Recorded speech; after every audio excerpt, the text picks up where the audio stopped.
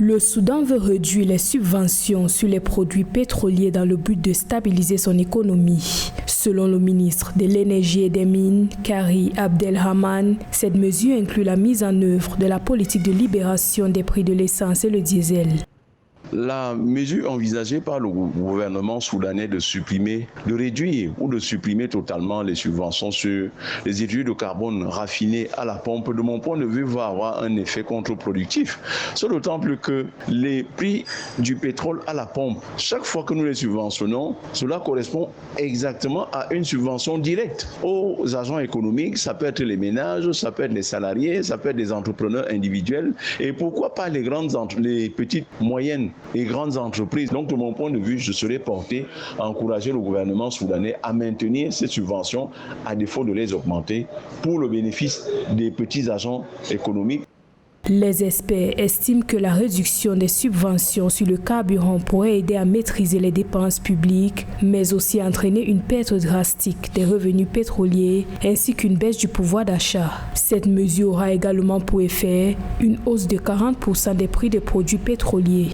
Réduire les subventions des produits finis pétroliers à la pompe aura directement pour incidence de contraindre par exemple ceux qui mènent les métiers liés à la mobilité urbaine. Je prends le cas de ceux qui font le transport urbain ou interurbain par moto-taxi. Ils seront obligés d'augmenter. Premièrement, soit ils augmentent le prix de transport, soit ils se mettent à travestir les règles de la sécurité routière en faisant quoi? En transportant 2 personnes par exemple au lieu d'une personne. Donc, ce relent de procéder sur initiative personnelle à un ajustement économique pourra pousser donc ces mini-agents économiques à rentrer en marge de la réglementation. Précisant, vous allez voir par exemple le budget de la sécurité sociale qui va flamber, le budget de la santé publique qui va flamber, les petits métiers auront de la peine à se déployer, le niveau d'accidents non couvert par les sociétés d'assurance va également augmenter, le budget de l'État pour la santé publique va augmenter, le budget de l'État pour la sécurité sociale va également augmenter.